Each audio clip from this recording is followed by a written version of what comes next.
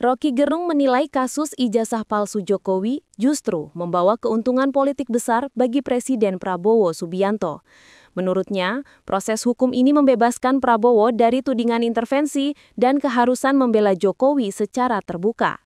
Kasus tersebut telah memasuki tahap penyidikan dengan 8 orang ditetapkan tersangka, termasuk Roy Suryo dan rekannya.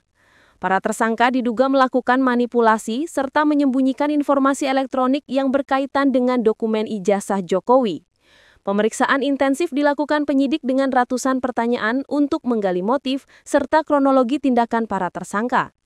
Roy Suryo CS dijerat pasal berlapis UU ITE dan KUHP dengan ancaman hukuman cukup berat.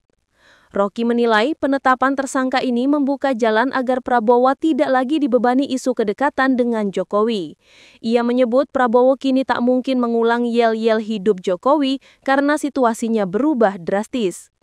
Menurut Rocky, proses hukum berjalan transparan sehingga ruang intervensi politik presiden tampak semakin tertutup rapat.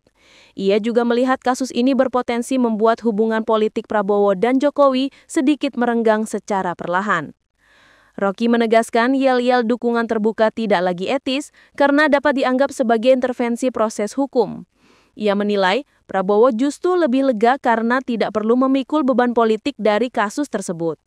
Dalam pandangannya, situasi ini menjadi momentum penting menegakkan kepastian hukum tanpa adanya tekanan politik. Rocky menilai publik menuntut keadilan sehingga kasus ini bisa menjadi panggung menuju sejarah politik baru. Ia berharap proses hukum berlangsung objektif sehingga memberi contoh baik mengenai etika kepemimpinan di Indonesia.